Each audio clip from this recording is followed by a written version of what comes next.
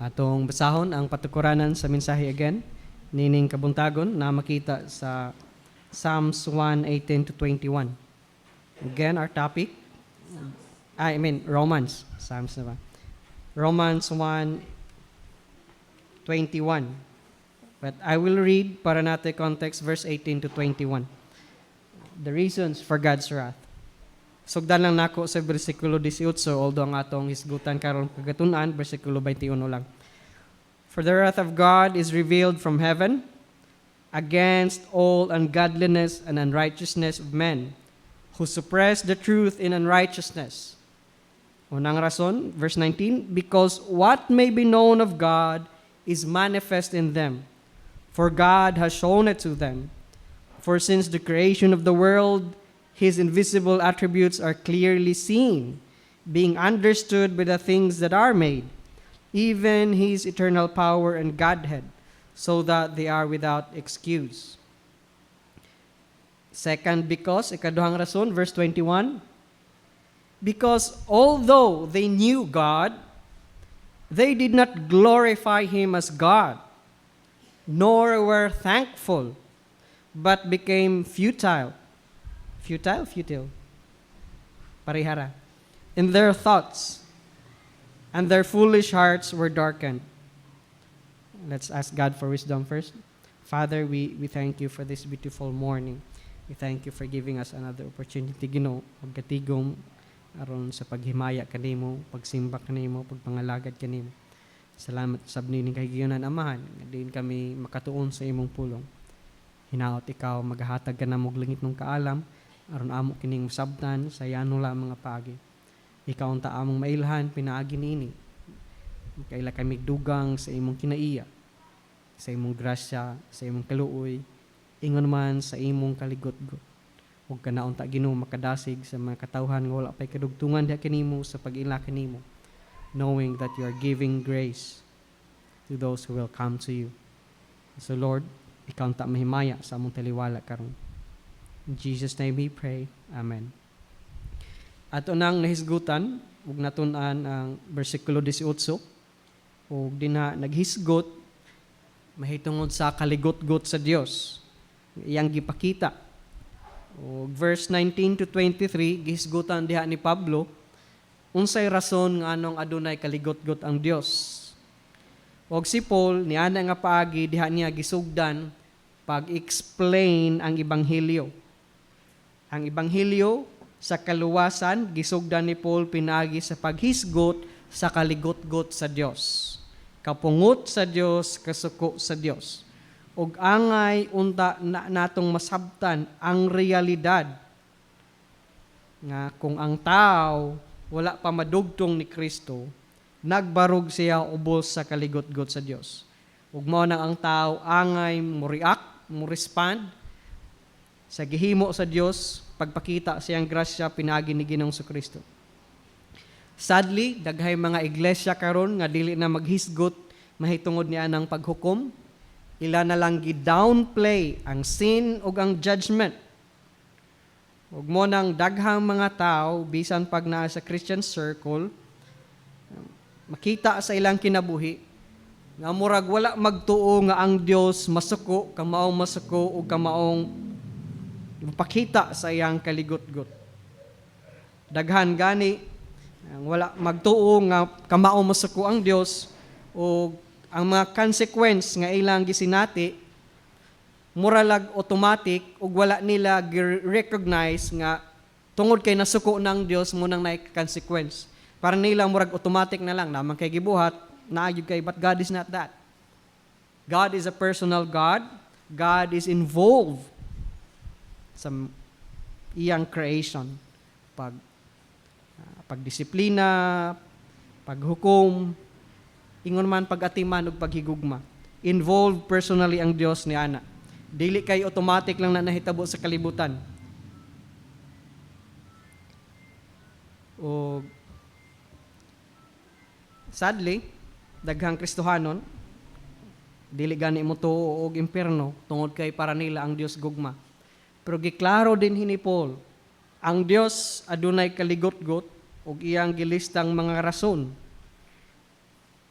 ang kaligot-got sa Dios. Ang Dios sa Old Testament, Dios sa kasuko, Dios sa kaligot-got. O daghan po'y nag-assume nga sa Old Testament raman na, pagabot sa New Testament, God is a God of grace naman. Yes, He is a God of grace, pero God of wrath gihapon siya. Wala mawala ang iyang kaligot-got. You see, John the beloved, John the apostle sa John 3:36, New Testament na ni, he who believes in the Son has everlasting life, and he who does not believe in the Son shall not see life. Unsay ilang makitaan, but the wrath of God abides on him. You see, there is still wrath of God. Naagyapoy kaligot-got sa Dios, nagpabilin sa tao, nga dili mo tuo sa anak sa Dios. Kinsa maning anak sa Dios? Si Jesucristo. Ang gi-celebrate panahon sa Pasko sa tibuok kalibutan. Ang dili mo tuo ni Kristo, nagpabilin kaniya ang kaligot-got sa Dios. You see, this is already New Testament. Nagpabilin ang kaligot-got sa Dios ug wala mawala. Kung ang tao dili mo tuo ni Kristo, nagpabilin kaniya ang kaligot-got sa Dios. O si Paul pod sa iyang mga suwat diri sa Romans chapter 2 verse 5. See? But in accordance with your hardness and your impenitent heart, you are treasuring up for yourself wrath in the day of wrath. See? Tungod sa inyong pagkagahig tungod sa inyong pagkagahig kasing-kasing, but pasabot si Paul, tungod kay wa mo mutuo ni Kristo, ang ning kanaog nagpakamatay, siya Dios ug manluluwas, tungod kay wa ka mo mutuo kaniya, kamo nag-treasure up, nagtigom kamo kaligot-got. Inig-abot unya sa adlaw sa kaligot-got ug sa adlaw sa pagpadayag. Inigbalik sa Dios ang mga tao nga wa mutuo ni Kristo, nagtigom sa kaligot-got sa Dios. See? Wa pa sila silutig hilabihan karon sa Dios tungod kay nagtigom pa man, gitigom sa Dios. Mao nang while napay chance nga ma-rescue ka sa kaligot-got sa Dios, dawata si Kristo. Kay gipadayag na sa Dios ang iyang grasya pinaagi ni Kristo. So, sa tanang mga text, daghan pa yung mga text unsa may giingon niini, that God is a God of wrath. Ang Dios, Dios sa kaligot-got, Dios sa kapungot, Dios sa kasuko. Dinhi sa verse 19 to 23, maoning mga rason. Ang verse 19, una nga reason, nganong aduna may kaligot-got ang Dios, nganong nasuko man ang Dios. Tungod kay verse 19, una nga because what may be known of God is manifest in them. Tungod kay kung unsay mailhan sa Dios, nga pwede mailhan sa tao, nga pwede masabtan sa tao, gipakita man na sa Dios, gipadayag man na sa Dios. Sa unsa mang paagi gipakita sa Dios ang iyang kaugalingon nga pwedeng masabtan sa tao. Verse 20, pinaagi sa kabuhatan, pinaagi sa creation, pinaagi sa universe, pinaagi sa earth, makita og masabtan sa tao nga adunay gamhanan nga being nag-create na ini nga universe. Ug pinaagi na kung ang tao mo ila, makasabot ang tao nga Dios nagmugna nini, ug kini nga Dios gamhanan kaayo kay siya may nagmugna nining kalibutan, nining universo. See? Pinaagi sa creation, pinaagi sa earth, pinaagi sa universe, masabtan sa tao kung dili lang siya magpagahig o magpagahig kasing-kasing, nga ang Dios gamhanan.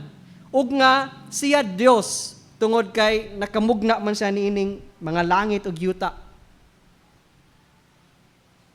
Pinaagi lang sa creation, bisan pag dili ka relihiyoso, bisan pag nagpuyo ka sa hilit nga dapit, kung imong pamalandungan ning kalibutan, moabot gyud sa punto nga Dios ang nagbuhat niini.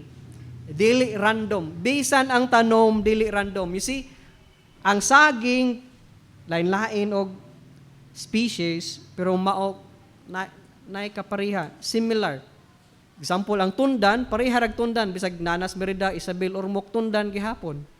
Mao og design, dili random. Ang tao, Why tao nga ang iyang mata nas likod? Kung mamalandong lang ang tao, na-i design ang universe, na-i design, magdinagko man, magginagmay man, microscopic man, na-i design, therefore na-i designer. Ug ang designer ni ini powerful, wise, ug divine. Pinaagi lang sa creation mo ng unang because. Munang nasuko ang Dios tungod kay gipadayag na niya pinagis creation, but man refuse. Mo nang wala sila excuse. They suppress the truth. Sa verse 18 pala. Ilang gipugngan ang kamatuoran ug mao nang why tao nga maka-excuse. Wala sila ikabalibad sa Dios pag-abot sa paghukom. Why makaingon Ginoo, wa man ko masabot nga naaday ka, wa man ko kahibaw nga naaday Dios. Dili ka ka-excuse. Kay kung imong pamalandungan ang kabuhatan, ang stars, ang mga planets, ang galaxies, makaingon jud ka, Dios jud nagbuhat niini. Kay even ang mga scientist, nag-anam og kalisod ang ilang pag-defend sa Big Bang hangtod dili sila maka-defend sa Big Bang. Tungod kay specific kayo ang requirement para mahitabo ang Big Bang. O ning-abot na sa punto nga dili na sila maka-defend ug nga imposible na nga mahitabo ang Big Bang. Ug mao nang Big Bang theory pag-create sa universe. Mao nang Dios ang creator sa kalibutan kung imong pamalandungan makaingon Dios gyud ang nagbuhat nini. Mao nang walay maka-excuse, walay makabalibad kung maghukom na ang Dios kay tanang tao gipadaygan sa Dios nini nga truth.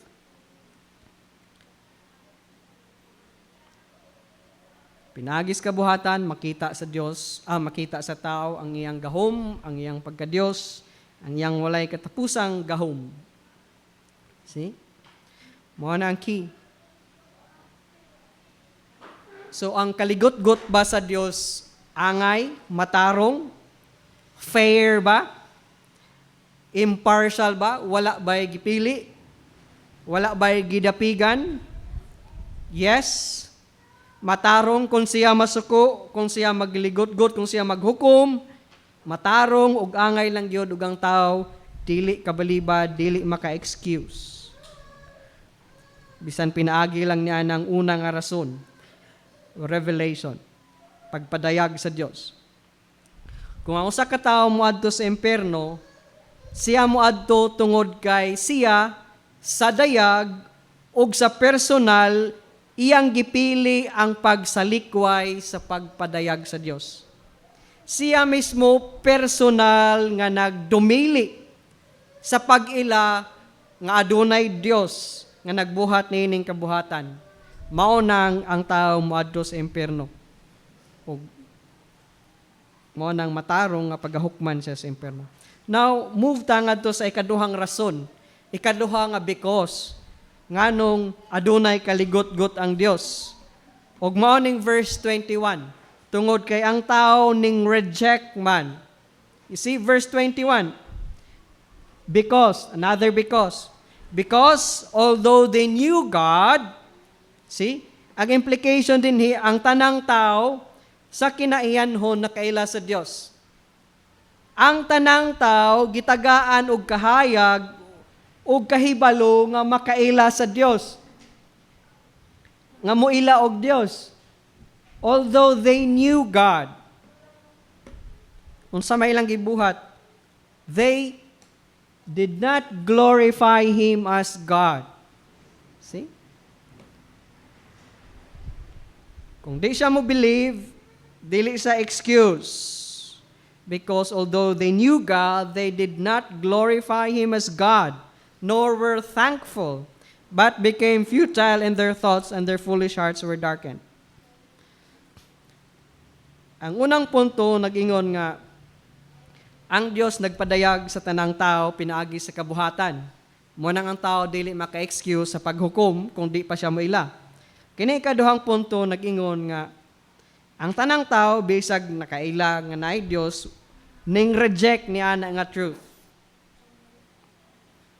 Ning salikway, o nag-ingon nga og ning talikod ni anang truth nga adunay Dios.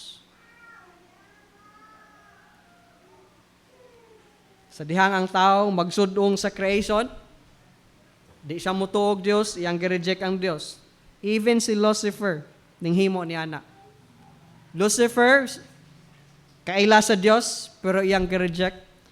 Even Adam nakaila sa Dios, naglakaw kauban sa Dios, but Adam rejected God. See? Si Adam nakigsulti sa Dios bisan pagwa pa si Eve, pag-abot ni Eve. Si Adam nakaila sa Dios, nakigsulti sa Dios, nakakita, nakahimamat, naka-experience sa Dios dito sa Garden of Eden. Pero ning abot gihapon sa point nga ning reject siya sa Dios. Ang tao sa tibok history kanunay gyud nag-oppose sa kamatuoran mahitungod sa Dios. See verse 21, they knew God. Yet wa gihapon mo ila ug makaila ug dugang sa Dios tungod kay gisuppress man ang truth sa tao. Ning talikod man ug ila man gi-reject ang Dios. Ang sin sa rejection, morning verse 21, they knew God, yet they did not glorify Him as God. See? Gi-reject nila ang Diyos. Morning crime of all crimes. Ang pinakagrabing sa nga nabuhat sa tibok universe. Ang dili pag-ila sa Diyos. Ang dili paghatag og himaya sa Dios. Tungod kay ang Dios angay gyud tagaan sa glory. See? They did not glorify God. Angayan, ug matarong ug takos lang gyud ang Dios himayaon. Pero ang tao nagkinabuhi nga wala mo himaya ug wala mo ila sa Dios. Ug mao ning sala sa tao, ug mao ning adunay kaligot-got ang Dios batok sa tao. Ug ang tao dili ka excuse kung dili siya mutuo ni Kristo nga mo'y pagpadayag sa grasya sa Dios. Morning naas kinauyukan sa nakasasalang katawhan ang pagdumili sa paghatag og himaya sa Dios. Unsa ibot pasabot ni anang to glorify God, paghimaya sa Dios, unsa may ibot pasabot ni ana? It means pasidunggan siya, tagaan siya dungog, himaya. It treats siya nga majestic. It means atong ilhon ang iyang kinaiya o ato siyang pasidunggan tungod sa iyang kinaiya, iyang pagkahalangdon, iyang pagkagamhanan, ang iyang grasya, mo na iyang glory, ug mo na angay natong ilhon, ug angay natong ituboy, ipasidunggan. Ang kining glory sa Dios mao ning kinatibuk-an sa iyang kinaiyahan. Kinatibuk-an sa iyang character, sa iyang nature, sa iyang attributes. Kana tanan mo na iyang glory. Ang iyang pagkamaalamon, ang iyang pagkagamhanan, ang iyang pagkamaluluyon, kana tanang kinaiya pagkamaayo, mo na summation sa iyang glory. Ug kung ang tao dili mo ila ni ana nga ang Dios maluluyon, nga Dios gamhanan, nga Dios puno sa grasya, nga Dios mahigugmaon, nga ang Dios hustisya, nga ang Dios matarong, kana mo na tanan sa iyang glory. Kung ang tao dili mo ila ni ana, kung ang tao dili mo hatag sa himaya ngadto kang kinsa kini angayan, nan kana mao ang katapusang pagdisrespeto ngadto sa Dios. Kung ang tao di mo ila sa pagkamaayo sa Dios, sa pagkagamhanan sa Dios, mao nay pagdisrespeto sa Dios, pag-insulto sa Dios, ug mao nang angay lang hukman ang tao kay nag-insulto man siya sa Dios. Nga ang Dios balaan, nga ang Dios maluluyon, mahigugmaon, yang tao di gihapon mo ila ni ana, ngunang angayan lang gyud ang Dios mosuko. Kay ang Dios angay man nga himayaon. Mao man ang rason nganong gihimo ang kabuhatan, nganong gihimo ang tao. Ang unang rason para ang tao muhimaya sa Dios.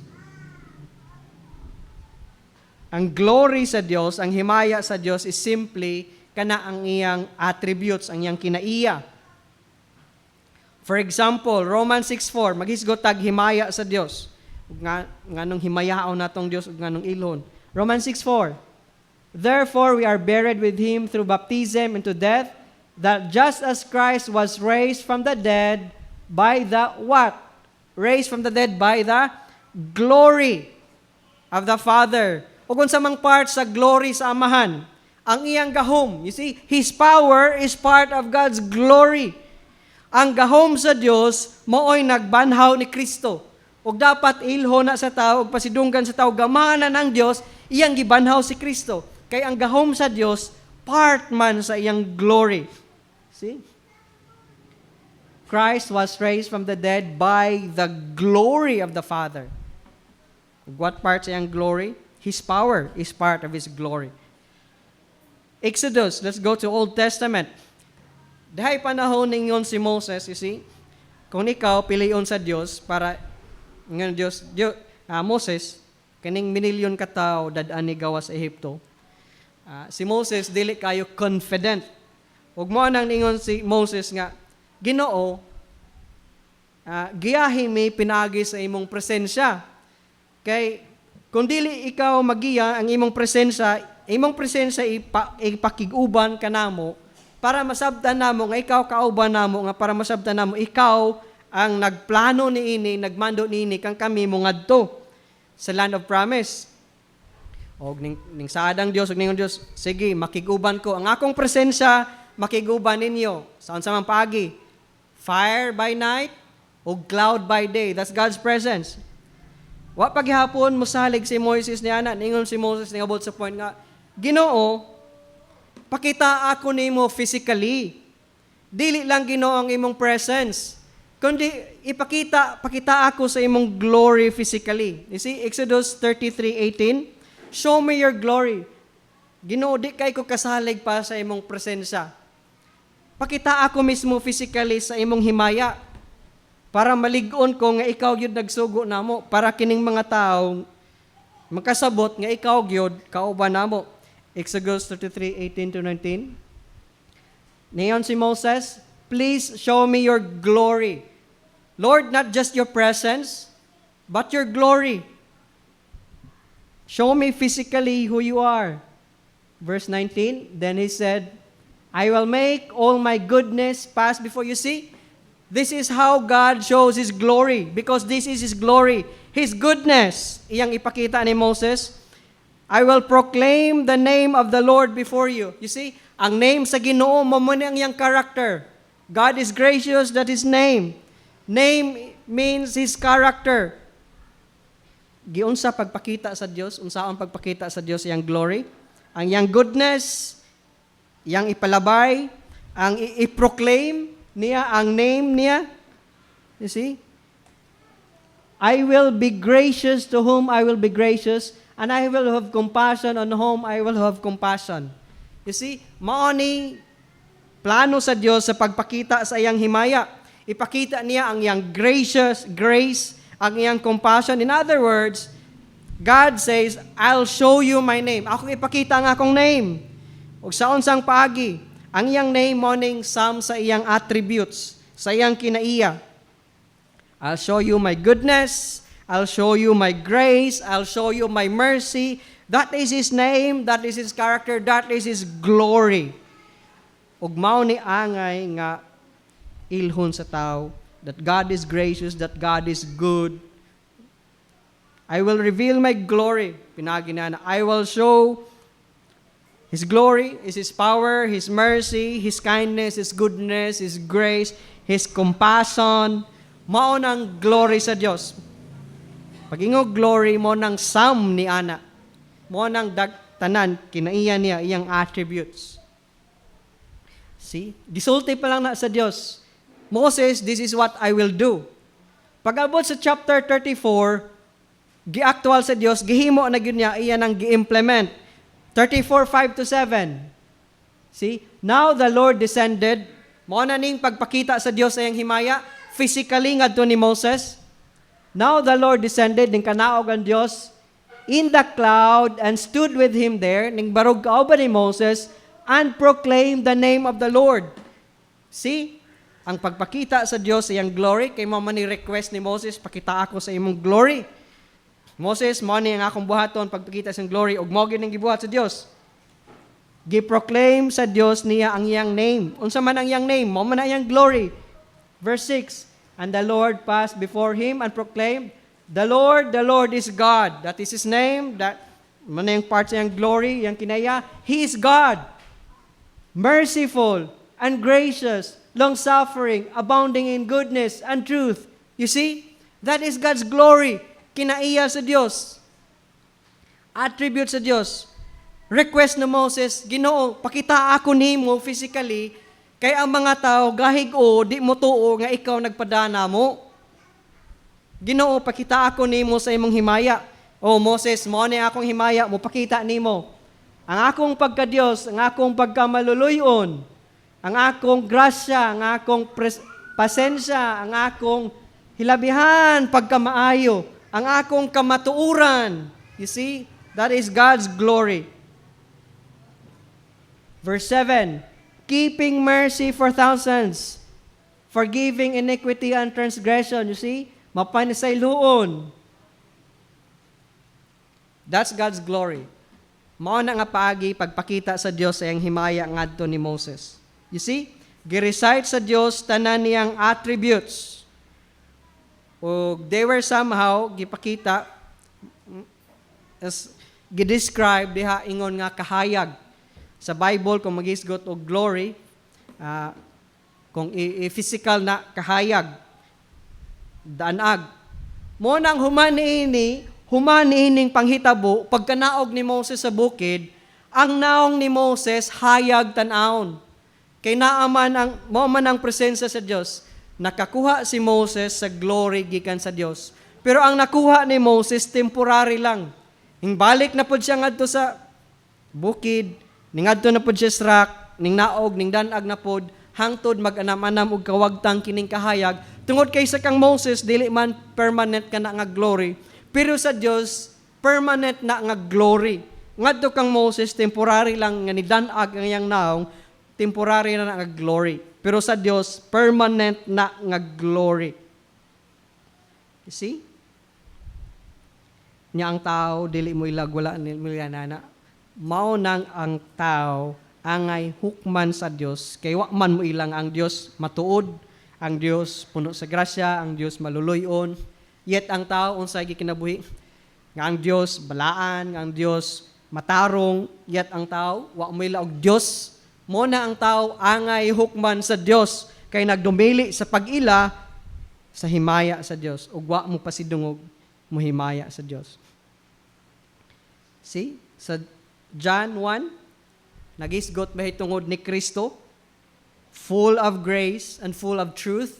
You see, Christ, full of grace and full of truth. Because Christ is God. See? O niya ang tao nagdumili pag-ila ni Kristo. Truthfulness is part sa himaya sa Dios. Ang tanan ning mga attributes nag-make up sa himaya sa Dios. Ug ang tao angay mo recognize ni ana. Mao nang ang tao mo nay dili buhaton sa tao ang pag-recognize sa glory. For all have sinned and come short of what? Of the glory of God. You see? They will not see His glory. They will not show God's glory in their lives. They will not ascribe glory that is due His name.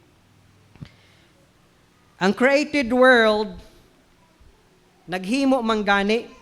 Niingon gani sa Psalms, the heavens declare the glory of God. See, ang kabuhatan nag-declare gani sa himaya sa Dios. Yet ang tao nga pinaka-special nga creation, nag-rebuild ug wala mo hatag og himaya sa Dios. Ang mga stars wala gani mag-revolt. They just do what God asked them to do? Shine brightly at night. Even the sun, even the moon, wala magrebilde batok sa Dios. Even ang mga animals, wala mo rebilde sa Dios. Kung unsa sila pagkabuhat sa Dios, kung unsay design para kanila, mo'y gibuhat sa mga animals, and yet man, ang pinakahabog nga creation sa Dios, nagdumili sa paghatag og himaya sa Dios. Mo nang ang tao, kung dili mo ilag Dios, angayan nga silutan og hukman. Kaya ang tao, gipakitaan sa daghang higayon sa himaya sa Dios, nagdumili gihapon sa pag-ila ni anak.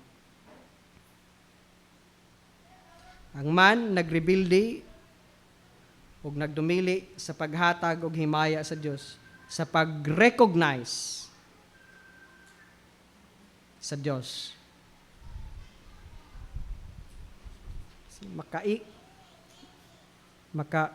Makaako ba kag barog niining tibok kabuhatan nga hinimo sa Dios.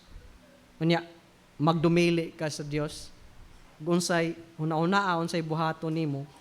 Kung ikaw Dios, nay pinaka-special nimo nagbarog sa imong creation, in the midst of all creation, ang creation nagpakita sa imong himaya og nagdeclare sa imong himaya, nya kining tao nas taliwala, wa mo declare sa imong himaya, unsa man ka kung ikaw Dios, unsa man ka imong buhaton, di ba ka masuko?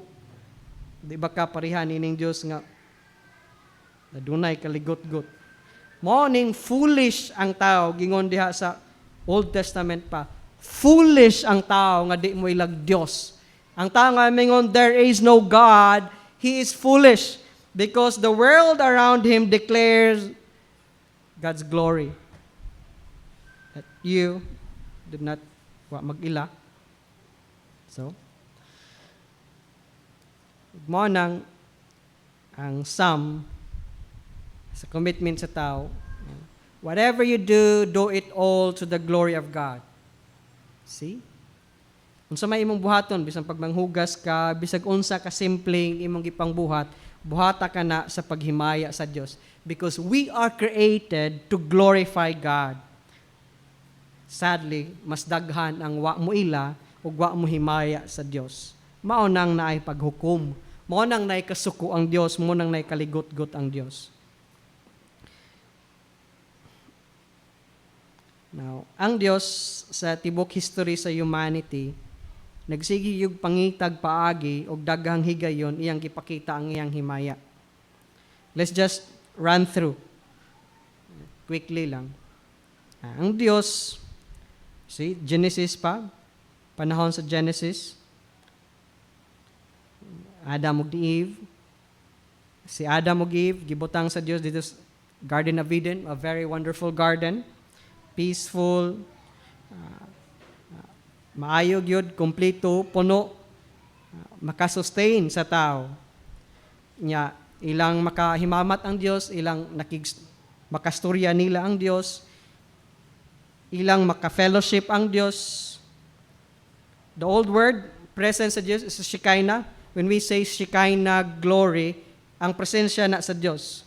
Dili na biblical word, pero mo na word nga gigamit sa presensya sa Dios.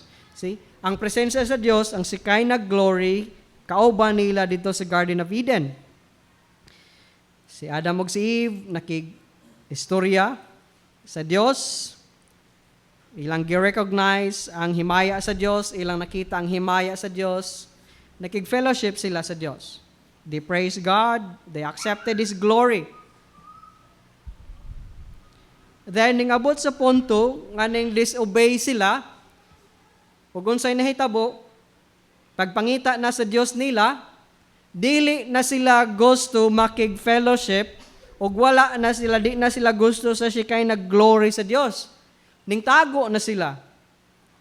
Ngayon sila, di namin ni ana imong glory. See? Man, even Adam and Eve, nga nakigstorya sa Dios before, naghibaw sa himaya sa Dios before. It took time pa sila nakasala. Dili kay gibuhat sa buntag, nakasa sa hapon. No. You see, sawa pa gani makasala sila, diha pa'y daghang days nga wala pa si Eve. Si Adam nakaila sa Dios, nakaigstorya sa Dios, nakig-fellowship sa Dios, gipaname pagani niyang animals. Then may nakitaan nga suitable pair ni Adam, gibuhat si Eva. Pagabot ni Eve, nakaila sila sa Dios, ka-experience fellowship, talk with God. Yet ning abot gahapon sa point, see, they knew God but they did not glorify Him as God. Gipakita na sa Diyos ang iyang himaya dito sa Garden of Eden, yet man rejected it. Just like Lucifer, Satan, even before man, sa pa gibuhat ang tao, si Adam ug si Eve, they fellowship with God. These angels, these demons, they know God. They see His glory. They are living in His glorious presence. Yet they rejected God's glory. They wanted glory in their own. The same with Adam and Eve. See? Si Adam and Eve, kung sa may temptation ni Satan, sa serpent, eat this and you will be like God. See? Ang tao gusto po do glory nga sama sa Dios. Mahisama sa Dios. You see God's glory? You will be like it. Have some of your own. So they rejected God. Although they see that God is good, that God is generous, that God is peaceful, loving, gracious, yet, gi-reject gihapon nila. Now, pag-abot sa chapter 12, sa Genesis, yung balik na po himo ang Ginoo og paagi nga mapakita niyang glory, gipili niya si Abraham, himuon ta kang usa ka nasod ug ikaw ingon nga nasod, mag-declare sa akong glory sa tibok kalibutan. So, yang gipili ang Israel. Ningabot sa point sa Israel, dito na sila sa wilderness. Dili pa sila nation, pero mo na pagsugod sa Dios. Temple. Sige, pagbuhat mo og tabernacle, tent lang na. Buhat mo og tabernacle, then my presence, my glory will be there in the tabernacle. Puno na ako, nahimo nilang tabernacle, og indeed, napuno sa cloud, ang tabernacle, dito, buto-sabot na puno sa himaya sa Dios, kay mo man na ang ilang place of worship, middle sa camp, nagingon ng Dios, recognize my glory. You see, morning arrangement, from Egypt to the land of promise, Canaan, mao ni permi ang ilang arrangement. The tabernacle is always at the center, and all of their camp is facing the tabernacle. Mao ni siya. Ang tabernacle, mao ni tent ni siya, place of worship, kumbaga kung sa ato pa, mao ning simbahan, dinha ang presensya sa Dios. Nya mao ning mga tents sa mga 12 tents, 3x3 kada side. Nasto nga ang mga priest, si Moses na diri yung mga priest. Tabernacle is always at the center. Og ang ilang tents always facing the tabernacle. Ningon ang Dios, sa inyong journey, always recognize my glory. Always see my glory. You see? Sa history sa tao, daghang paagi, nagpakita ang Dios sa iyang himaya. Napuno nag-cloud, kung si Moses, masimba sa Dios diya, puno nag-cloud. Diagram lang na, kumbaga, mo ni siya, ang north, diri babaw mo ng north. Sa east man, ang entrance, morning ang east, morning entrance sa tabernacle, diri ang door. Kung atong himog picture, just caricature, diri ang east diri na entrance north. Supposed to be diri sa babaw, pero giingnani lang. Morning east. Morning tabernacle, morning camp sa mga Israelites. 3x3 on each side. All their tents facing to the tabernacle. They can see God's glory in the center. Ang point diha sa Dios, always recognize my glory sa journey. Namoy daghang sagubangon, namoy daghang igira, pero recognize my glory that I am powerful, that I will take care of you, that I will be your God, that I will protect you. See? Aron di sila kalimot na sa center. Pero sa ilang gibuhat, pag-abot nila sa land of Canaan, nakalimot sila sa glory sa Dios. For 40 years, ilan ning gikauban ang himaya sa Dios, ang presensya sa Dios, yet pag-abot sa land of Canaan, sila, di mana nato mapilde. Duhara ang ning to, we have God. Duhara ang ning recognize sa Dios. He's powerful. He can do that. We can beat them. We have our God. Yet, ang napo ka mga spies, di takadaog nila, batok nila, mura raman tag-apan-apan, higanti man sila. 40 years sila nag-travel, always naa sa center ang tabernacle. Presensya sa Dios, kauban kanunay nila. Inig-adlaw ang glory sa Dios, cloud by day, para di sila masunog kay desert man na. Naa ang cloud, that's God's glory. O kung gabi sila mubaktas, cloud of fire, a fire, pillar of fire by night. Hayag sila, panahon sa gabi. That's God's glory. Yet, pag abot sa land of promise, doon na sila, will conquer that land. Ningon sila, di ta kadaog batok nila. They rejected God's glory. Ning abot na sila sa land of promise, ilan ang naangkon. Og ningon Dios, tukod mog temple. So si Solomon nakatukod sa temple. Naghimo sila worship. Og ang temple na puno sa himaya sa Dios. Just read this verse. Dagang higayon, yani.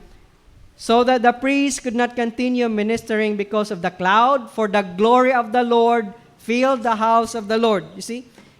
Sa tabernacle pa, mo gyapon ng hitabo, the glory of the Lord filled the tabernacle. Pag-abot na sa temple, permanent na nga place, kaya ang tabernacle, tent raman na, dadon-dadon, alsa-alsahon Manila, hipuson, pero kani temple na building na majestic building, daghang gold, daghang precious stones. Nya, ning simba sila, then the Lord, the glory of the Lord filled the house of the Lord. Ang himaya na puno. Kadagang higayon, nahitabo na, yet, ning abot gihapon sa point, sa history sa Israel, ang templo pa mismo ilang gidesecrate, mo pa ilang gigamit pagsimba silang Dios-Dios. See? Nakasinati na sila sa glory sa Dios diha sa temple, yet ning abot sa point ning simba sila sa sun god, ning simba sila ni Tammuz. Grabe na lang yun ang tao. Lahi ning Israel, see? Kung ang pagans pinaagi lang sa creation, ang Israelites special tungod kay ang glory mismo sa Dios ilang makita physically. Yet, the Israelites rejected God gihapon o gigamit maganing templo pagsimba. Kini nga temple mismo nga naa diyang himaya sa Dios, ningabot sa point, the same temple gigamit nila pagsimba sa ilang Dios-Dios. That is why God is angry. That is why God is a God of wrath. Gipakita na ka sa Dios, gipasinati na ka sa Dios, wa gihapon ka mo ila sa Dios, imong gitalikdan ng Dios. Unsay nahitabo sa Israel? Diaspora, nawagtang sila sa mapa. 1948 lang nabalik ng Israel diha as a nation. Tungod sa kapungot sa Dios, napuo ang land. Nawagtang sila, diaspora. Sa grasya sa Dios, tungod kay ang Dios naghimo man og panaad that nation gamiton niya instrument to spread His glory throughout the world. Mao nang na-preserve ng nation, mao nang nabalik ng nation 1948. Then God will do more sa iyang promise. See? Ang Diyos nag-reveal siyang glory dito sa garden, pero ang tao ning talikod.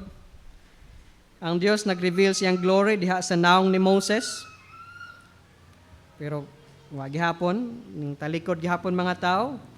Gipuno ang tabernacle sa iyang glory, ning abot gihapon point nga ning salikway ang tao. Nya ang temple nga physical building og permanent na nga building, this Solomon's temple. Wa gihapon ilang lang hinong gipollute ang temple, then ang glory. Mo nang sa Ezekiel chapter 10, sad day sa history sa Israel, the glory of the Lord leaved the temple. It's called Ichabod. Ichabod. Ezekiel chapter 10, Ichabod means the glory has departed. Or without glory, or where is the glory? See? Sa Ezekiel chapter 10, tungod sa kasuko sa Dios, ang himaya sa Dios ning leave na nila, nawagtang na. Nag-anam-anam og gawas gikan sa temple hangtod ning gawas ngadto sa courtyard, dito nga hangtod ngadto sa bukid, hangtod nawagtang na gyud ang glory. Gibiyaan sila si Maya sa Dios tungod sa ilang pagkagahig o pagsigig dumili sa Dios. Ug mobalik ba ang himaya sa Dios?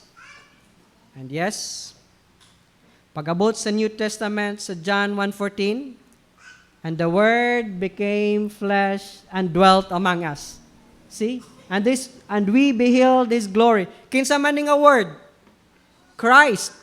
And we beheld His glory, the glory as of only begotten Father. See? Ang himaya ni Kristo, sama-samahan. The same. Full of grace and full of truth. Because Christ is the glory of the Father. The same. Because Christ is God. Ang kinaiya ni Kristo, same sa kinaiya sa Diyos Amahan. Tungod kay si Kristo Diyos man. Kung ang Diyos mahigugmaon, kung ang Diyos gamahanan, kung ang Diyos puno sa truth, puno sa grasya, si Kristo maupod. Og niingon si Apostle John, we beheld, we see it, we experience it. Kauban namo kini nga glory, sama-samahan, sama sa Old Testament, full of grace and full of truth. See?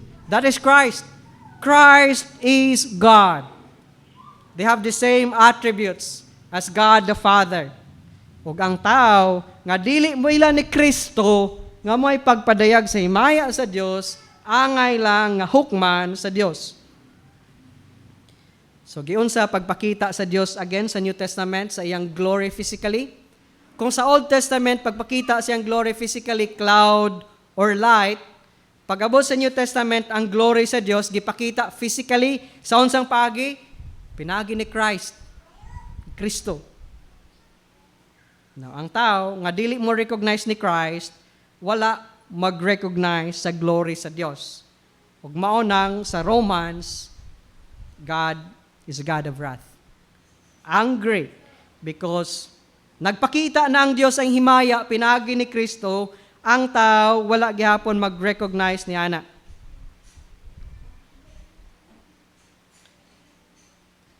When it comes down to judgment, ang Dios maghukom sa tao tungod kay ilang gi-reject ang pagpadayag sa himaya sa Dios. Another illustration na classic illustration, si Pharaoh.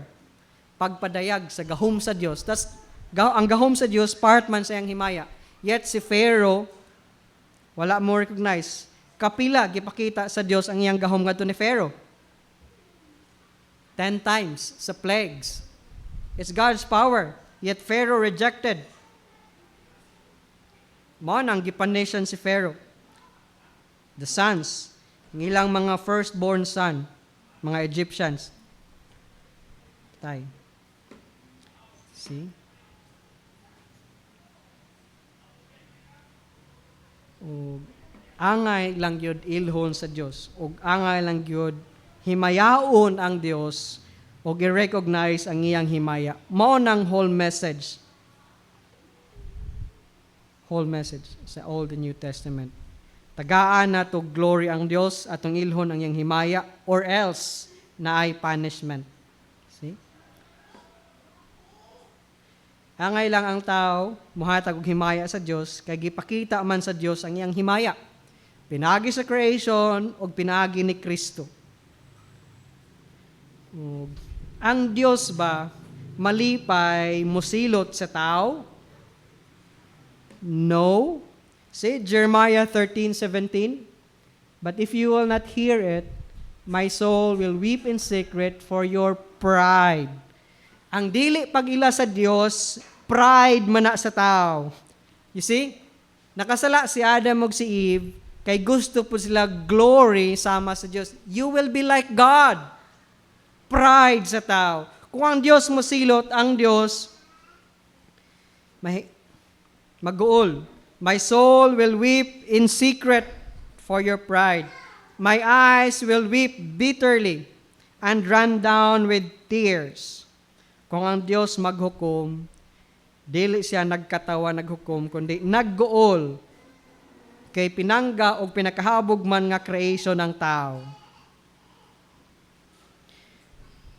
Pride, ang dili pag-ila sa Dios.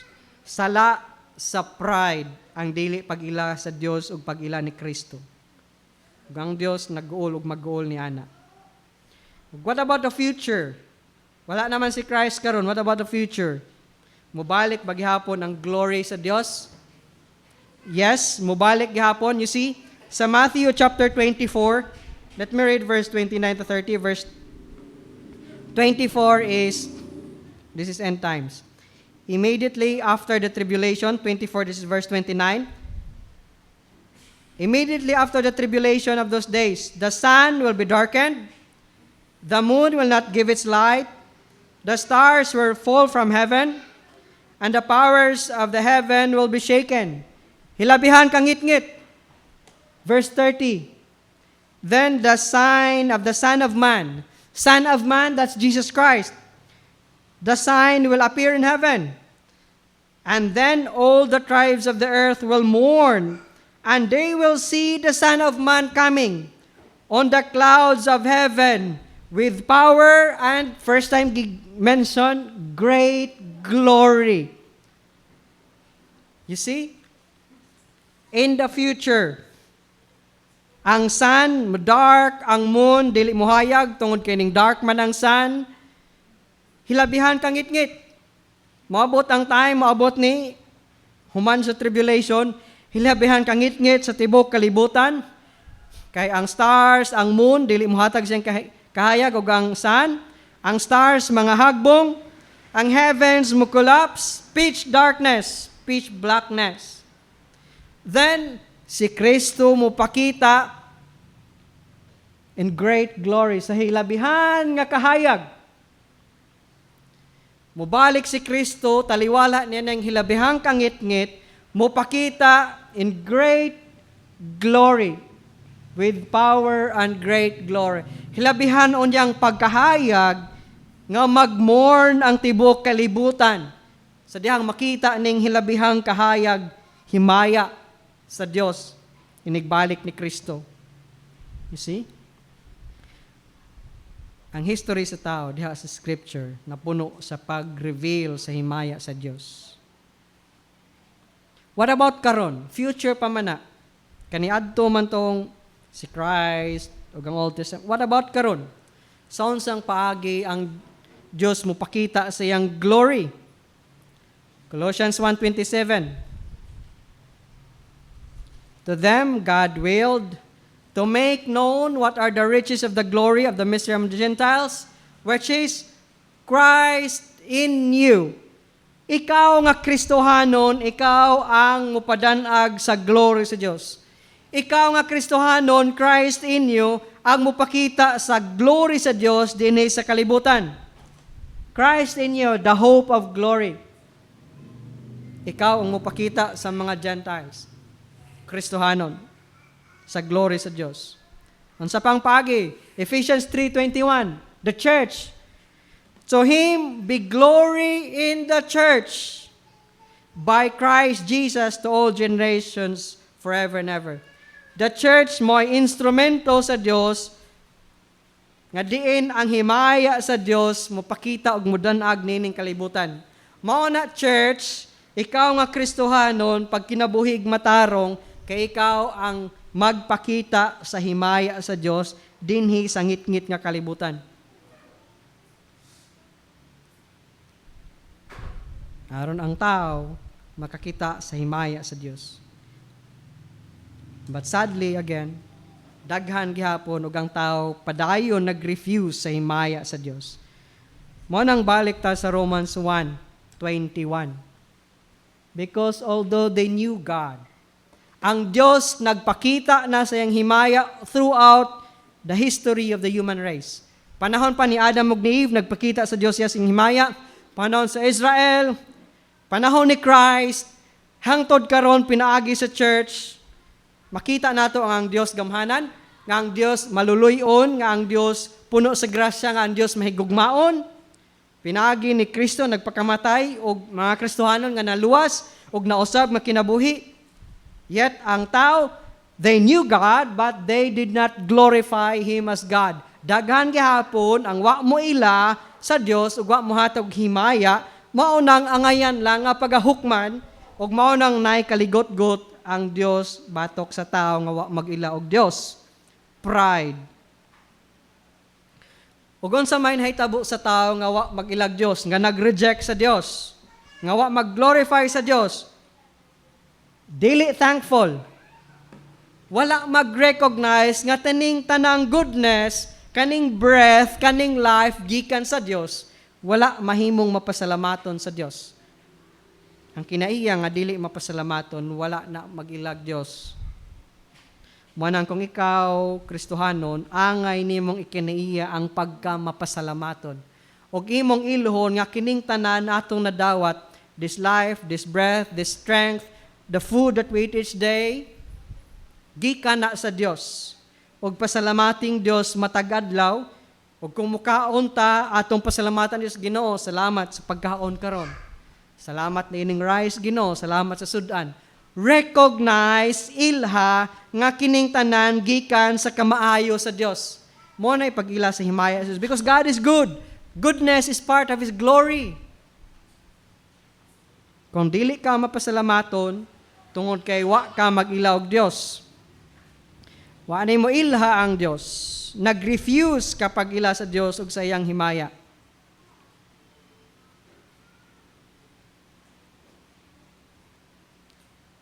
Ang failure sa tao sa pag-recognize sa Diyos. I mean, man's failure is not that ning fail siya sa pag-recognize sa Diyos. Ang failure sa tao, dili nga ning fail siya sa pag-recognize, kundi ning refuse. Nagdumili siya pag-glorify, paghimaya sa Diyos. Dili lang kay ning fail siya pag-recognize. Magkukasabot, kundi nagdumili. You choose it. Tungod kay ang Dios nagpadayag na sa iyang himaya sa daghang paagi, sukad pa kaniadto hangtod karon.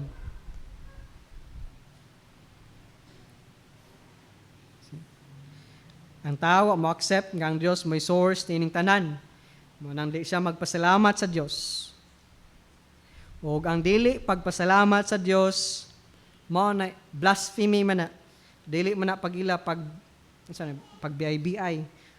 Pag disrespeto, pag insulto man na sa Diyos, gipakita nako akong pagkamaayo, gitagaan ti ka gininhawa, gitagaan ti ka kusog, giproteksyonan ti ka, tumili gihapon ka, wa ka mag-ila nako, blasphemy man ang imong kinabuhi, insulto man ang imong kinabuhi para nako, mo nang suko ang Diyos, mo nang angay hukman ang tao sa Diyos.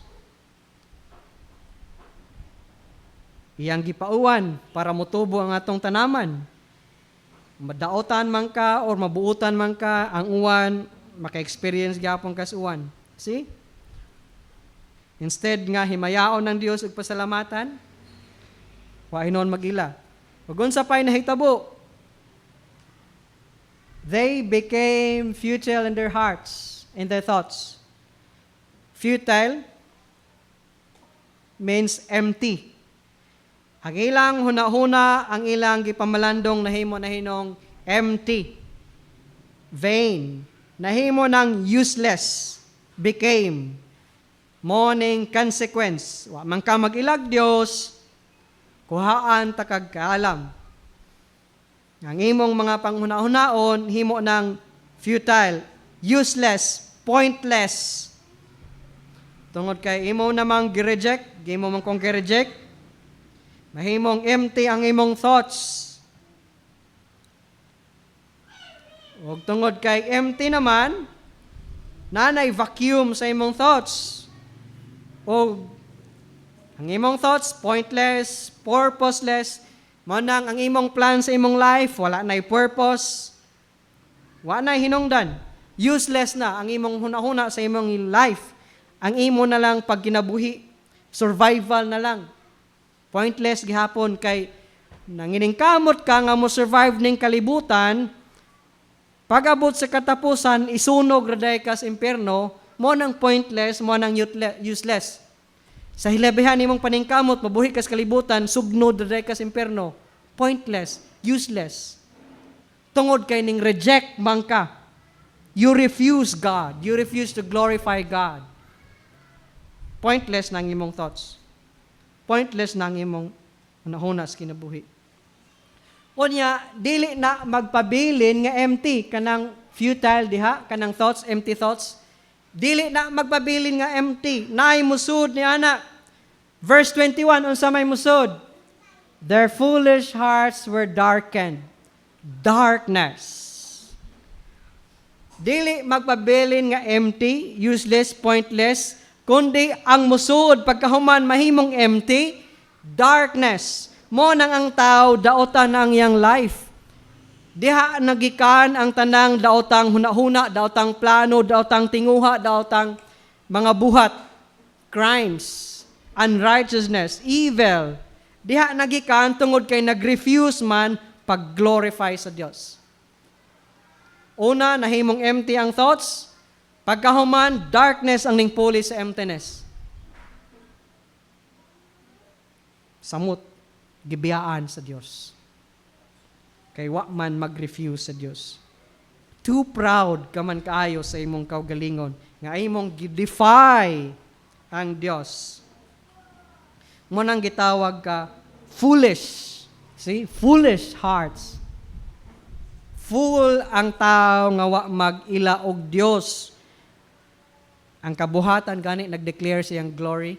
Ikaw hinuon nga tao nga gitagaag wisdom, knowledge created in the image of God. Ikaw na hinuon ang defy sa Dios. Ang animals wala gihimo in the image of God, only man. Yet you defy God, you rebelled against Him, you're foolish. And that is why God is angry. Mo nang ang tao, dili na kakaplag sa truth. Darken naman ang hearts.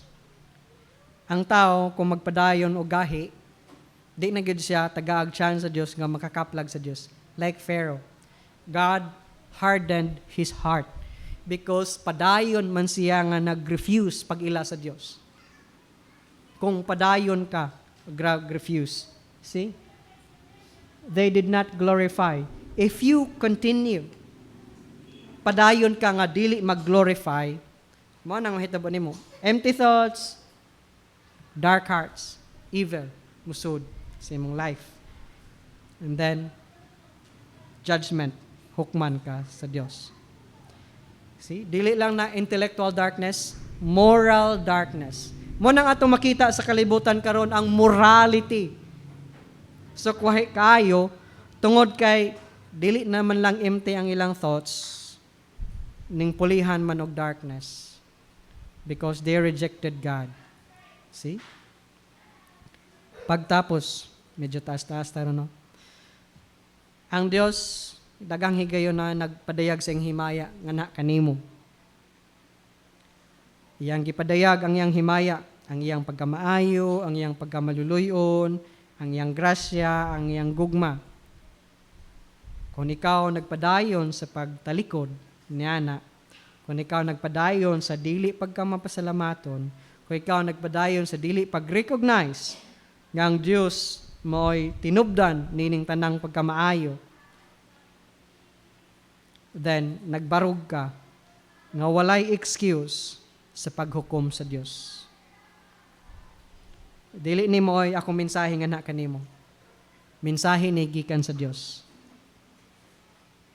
Kung dili nimo ilhon sa Ginoong sa Kristo, nga maoy pagpadayag sa Dios sa iyang himaya, katapusang paagi, pagpakita sa Dios sa iyang himaya. Kung dili nimo dawaton si Kristo ngingon nga imong manuluwas, igsoon, angay kang mahadlok, tungod kay tinuod ang kaligot-got sa Dios. Musa ako naghangyo kanimo, pagampo, dawata si Kristo nga ingon nga imong Dios Ginoong manuluwas, ilha siya nga Dios, ilha siya nga Ginoo, ilha siya nga imong manluluwas, nga siya maluluyon, nga siya mahigugmaon. Ing na Ginoo, pasaylo ako nga padayon kong wa maghatag og himaya kanimo. Ginoo, akong giila. Ikaw, Kristo, nga akong Dios ug akong manuluwas. Luwas ako, ikaw ray makaluwas nako. Kung imo nang iampo, ang Ginoo dili magdumili sa pagdawat kanimo. Ug ang Ginoo mag-anam-anam unya pagpaila og dugang diha kanimo aron ikaw mas makaila kaniya. Hinaot ko igsoon, magampo ka nga imong dawaton sa Ginoong Kristo. Kay siya lamang ang makalikay kanimo gikan niining kaligot-got sa Dios. Let us pray. O Dios, amahan ng mga langit nun, salamat nining imong mensahe. Tiliwala sa kalibutan nga nagsaulog sa Pasko. Hinaot among makita ang imong grasya, ang imong kaluoy, ang imong katapusang pagpadayag sa imong himaya, pinaagi ni Ginoong Kristo. Amahan na doon na kami kaigsuunan o ikauban karon, wala pa makailaw maila kanimo. Ginoo, hinaot ikaw maluoy kanila. Kamao silang mupaubos ug maila ug mudawat ni Ginoong Kristo yung nga Dios ug manuluwas silang kinabuhi. Tabangin sila Ginoo nga makaila kanimo.